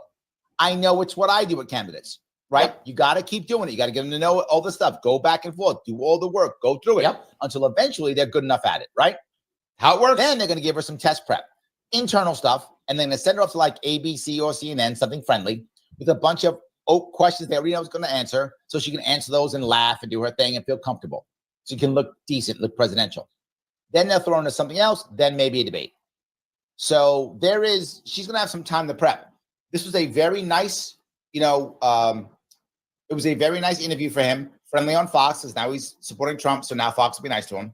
That's awesome. So now he's going to make sure the same thing will happen for Harris. You will see that happen for Harris too. That's what I was talking about. That's the important piece. Brita says, but you might actually make more if you lower the price. I don't have a choice. Zazzle is expensive, right? When I run for office, what we do is we buy all of the shirts in bulk. We raise money and we buy all the shirts in bulk. It's literally 1/3 the price.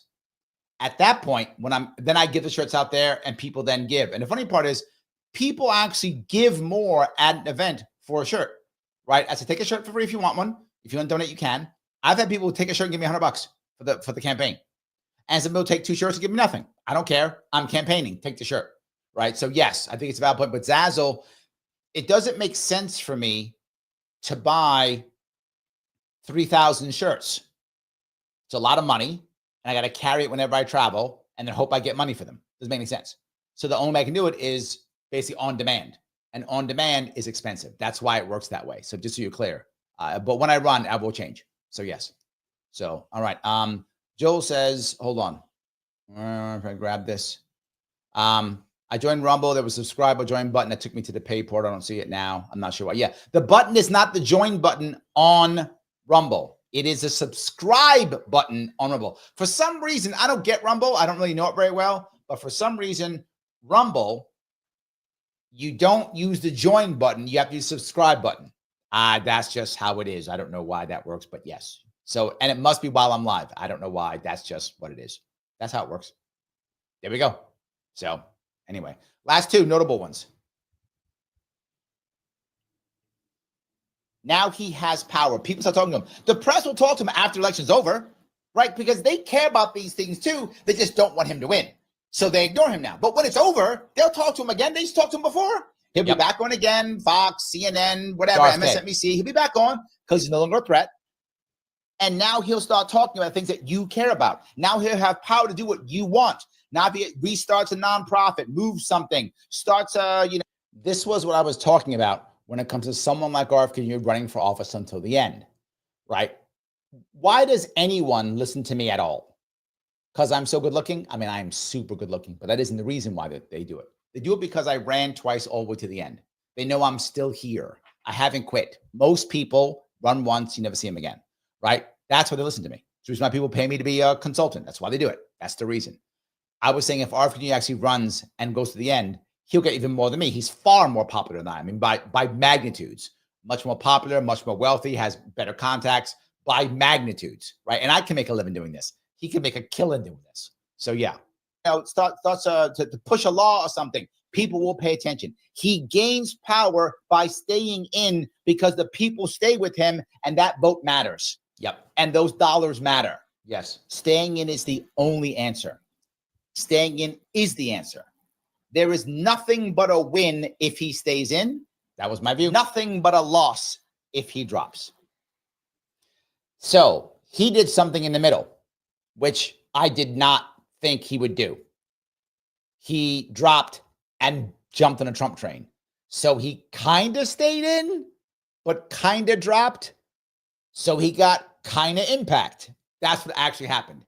If he had just dropped and walked away, what a loss.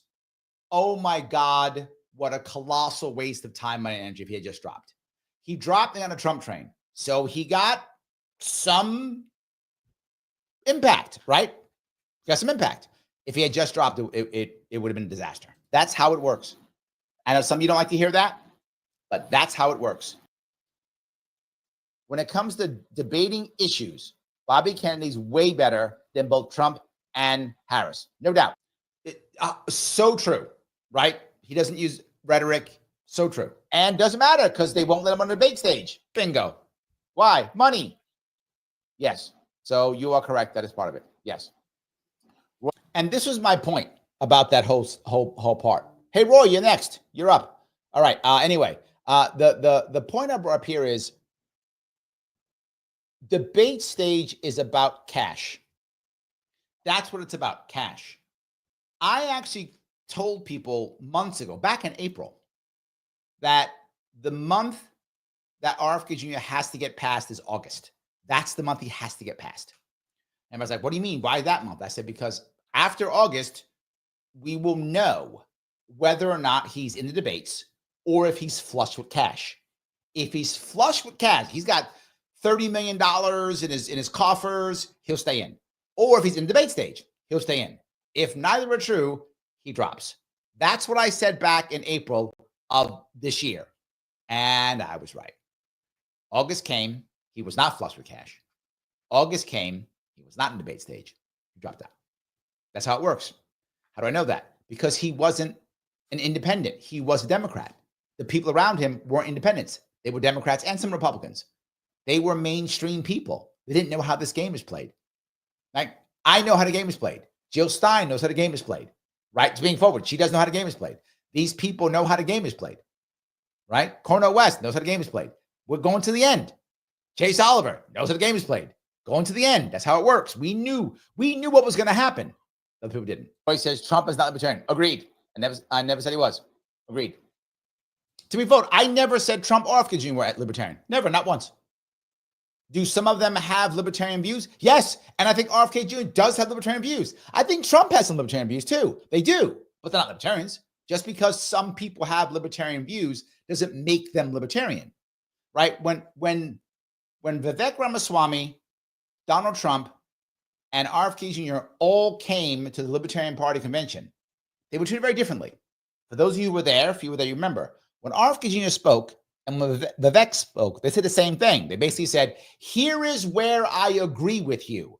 That's what they said. They didn't say anything about things we disagree with that. They just said, here is what we agree on. And we went, oh, that's nice. I like that. Thank you for that. That's wonderful.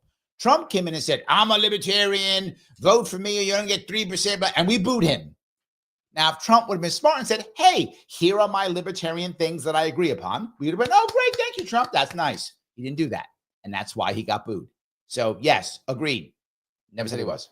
To be fair, many people have some libertarian ideas and values. That's true. Many have some, but he is not libertarian. I completely agree. Yes. All right. Rare Medium says, Bobby is urging the states where he dropped out to not count his write-in votes. Yeah, that's probably part of the deal he made. That's what I would assume. That was the part that bothered me. Right? I didn't like that idea at all because it would be harder to know what his impact was, which bothers me. I want to make sure. Now we know. We could tell now what it was by what happened. We now can tell. But I was worried then that we couldn't tell what his impact would be. And not just that. A lot of people, a lot of Republicans wanted to push him out completely at the local level. Why? Raising money. Right?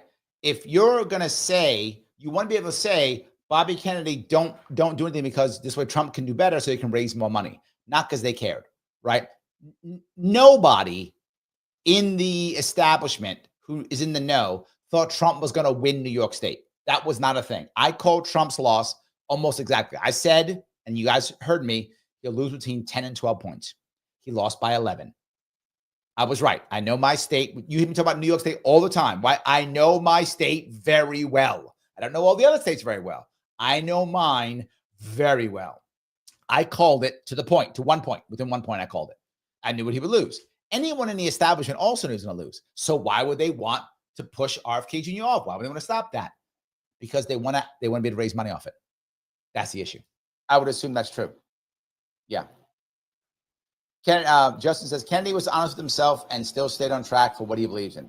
You know, this is the part that I like or like, but also hurt sometimes. He's honest.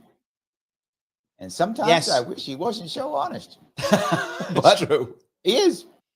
Yes, that's true. That right now, people watching this right now, just me, there's thousands of people I'm seeing right now who are watching this right now. Thousands. On Twitter, Facebook, YouTube, all over. And the vast majority are saying that Trump lost this. Even though, Felicia, you're talking about what's true and not. I'm not disagreeing with you. This is talking about I remember this one, the debate. This is talking about the debate. And so many people are like, oh no, Trump won. No, Trump lost the first debate. It's a fact. People don't want to hear what he did. But it doesn't mean that she didn't lie. And that's what people talk about. Well, she did this. Yes. And what if I'm sure I'm going to say that. I don't remember, but I'm sure I'm going to say this. Literally, it doesn't matter if he lies. It doesn't matter if she lied. It doesn't matter if it was unfair. It's all about what it looked like. Yes. Mike says, No drum roll, ability number one. Where's showmanship? Yeah, I should have watched this before, Mike. I didn't, so I don't remember which one was the first. I should have watched it before. I thought that if I watched it, that I wouldn't be able to be as interesting when I'm talking about it, remembering it and just pulling stuff out up in air. So I didn't watch it. But guys, I apologize. It's my first time doing this. Mike was a big part of this. Thank you, Mike, for doing this. A big part of this. And I probably should have watched it before. Next year, though, or maybe I'll do a half-year show or something. Next year, I'll do better. I'll look and I'll make it better. So, yes. I'm not disagreeing with you, right? I'm saying winning a debate isn't about being correct. That's not a thing. I'm just being forward with you. It's not a thing. Yeah. Winning a debate is about how it comes across. Correct. And coming across? Yes. Yeah. Pete says, how is it proper to fact check by saying, I didn't hear his sarcasm? Exactly. The moderators were so one-sided. And again, I get it. So one-sided. Moderators were so one-sided. But doesn't matter. Again, I know it sounds terrible. Look, I have been an independent candidate walking into a debate where everyone, this is the part I brought up. IC says, I said Harris won the debate on attitude, but not substance. Accurate. That's accurate. Trump lost the debate because he lost temper. Yes. Accurate statement. Yes. I think that's completely right. Look,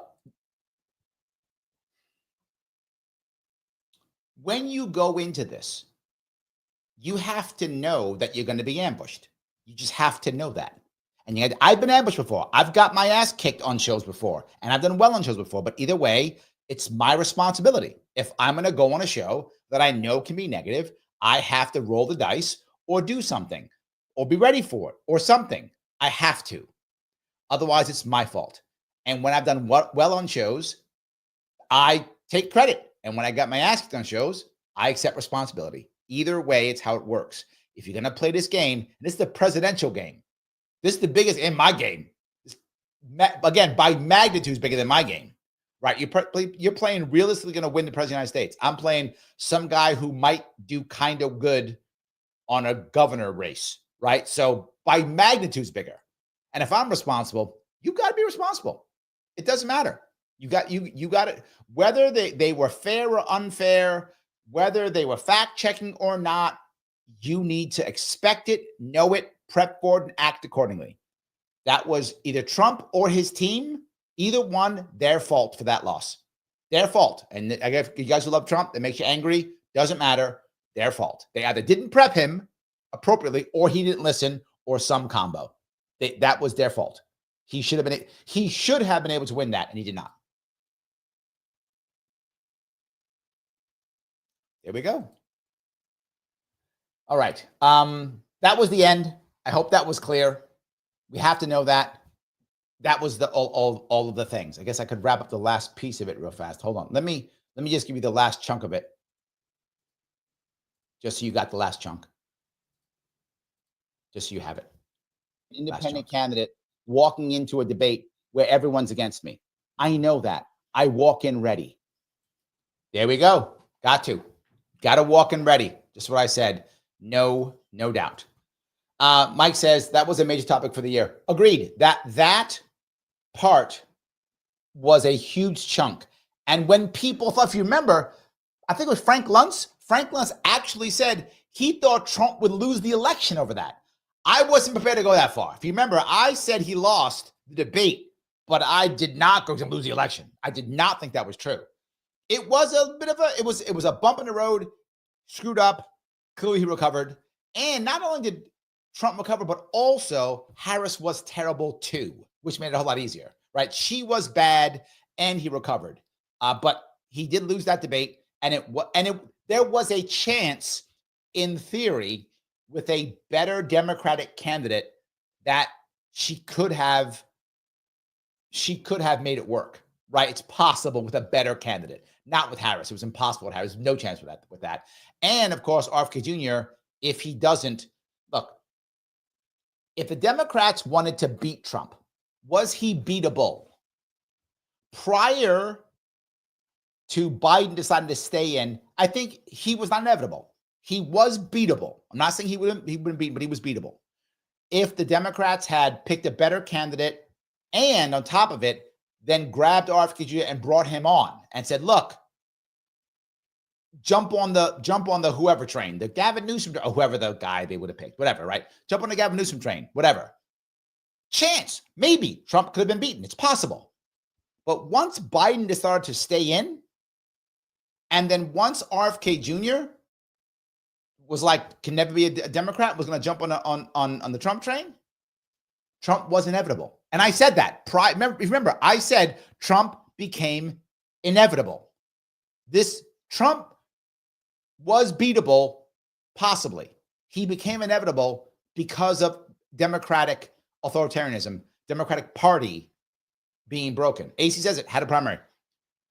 Let me tell you something, AC. If you are a Democrat listening and you're a Democrat and you're saying to yourself, man, we screwed this up, whatever. Yes, there was one way of beating Trump. One way you could have beat Trump. One, just hold the primary. You're totally correct. That's it. Hold an actual primary. Let Marianne Williamson run in it. Let RFK Jr. run in it. Let them all run in the primary. Just run a primary, right? One of two things would have happened. Either Harris somehow gets better, trains herself, sets everything up, whatever. I'm magically, that happens. And she becomes a better candidate because she was a terrible candidate. She becomes a better candidate. She beats everybody else in her work and she wins. Yay, you got a better Harris. Now that wasn't going to happen. Harris would have lost, which is why there was no. And it's why they wouldn't do it Biden, because we would have seen how bad Biden was early. That's why they didn't do it. They've done it. We'd have seen how bad Biden was, so he wouldn't have run. Harris would have gotten her butt kicked, so she wouldn't have run. You would have got somebody else, whoever that person is. Maybe RFK Jr. would have won. If RFK Jr. would have won the Democratic primary, he could have won the presidency. That was now possible if that would have happened, right? If Bernie would have run and would have won, chance, could have. He is still considered an outsider. Maybe he could have. There were chances, right? It could have happened just for the primary. But more importantly, if you run RFK in the primary, whoever wins the primary, if it's not RFK, if they just bring him on board, make him the VP, say he was going to be the HHS guy, whatever. They do what Trump did. They could have built a unity ticket.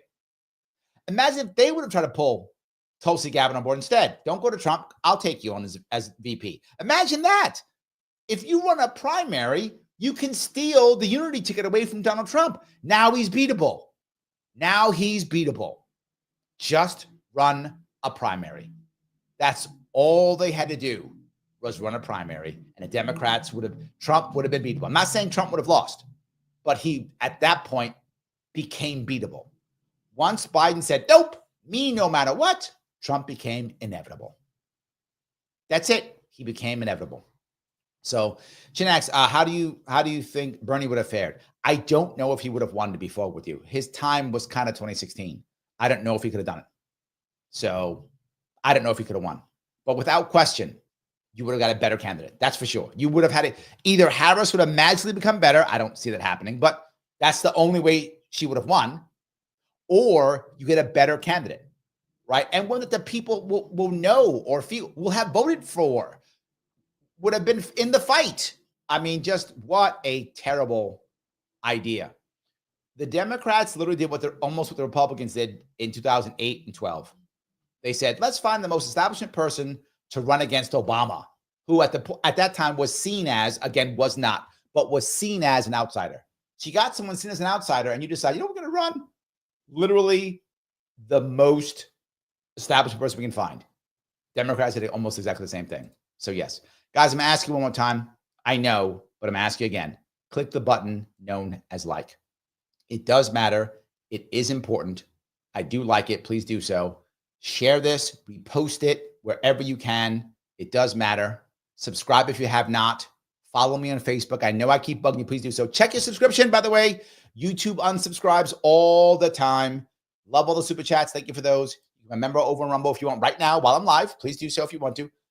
But on Rumble, you have to click the subscribe button. Not the live button, the subscribe button. Do that. You become a monthly member. And also, if you want to on YouTube, either Larry Sharpe or Sharpe Way, it doesn't matter. I will be again within a couple of weeks doing another members come on the show and talk with me show. I'll be doing that. I'll change the background. I'll go back to the bunker. We'll do that, of course. And tomorrow, starting at 2 p.m. Eastern, I'll be doing a history of the world. show. History of humans, I should say. Maybe you're right. Maybe I should say history of humans. Maybe that's better, Roy. Maybe you're right. Maybe that's a better way of saying it. But anyway, history world sounds cool. So I'm gonna say history world because it sounds cooler. That's what I'm gonna do. Yes, it'll be 2 p.m. Eastern tomorrow. It probably will go a couple of hours. I'm assuming if you want to pop in here or there, we'll be chatting about stuff, right? I'm going to talk about how humans migrated, the start of agriculture, nation building, city states, the whole deal. I don't know where I'm going with it 100%. I'll figure it out tomorrow morning when I start. I don't know. I'll do most of it off memory. You guys will help me out when I screw things up, and we'll go back and forth. What matters most? What's important? All those type of things. I think all those things. We'll go back and forth. We'll chat, and hopefully it'll be a very interesting piece that makes sense. John says, history of human world, or is that too long? Well, maybe history of humanity. Well, that sounds cool. History of humanity. That sounds kind of cool. I like that. Kim, human history. Maybe that's better. Yeah. History world sounded cool. I don't know. I'll figure it out. I have to change something. Yeah. Anyway, it will be fun. It will be interesting. If you guys want to join in, love to have you. You can watch later. Please, as always, put comments. Please put the comments after I'm done with this. Comments in the bottom. I will respond. When I was late last week, I got into a bit of a tizzy, but I'm responding now very quickly. I'll respond. You know who loves them? Mr. Al Gore. Rhythm. He does like them very much. Please do that. I'll be back on tomorrow at 2 p.m. I will see you all very soon.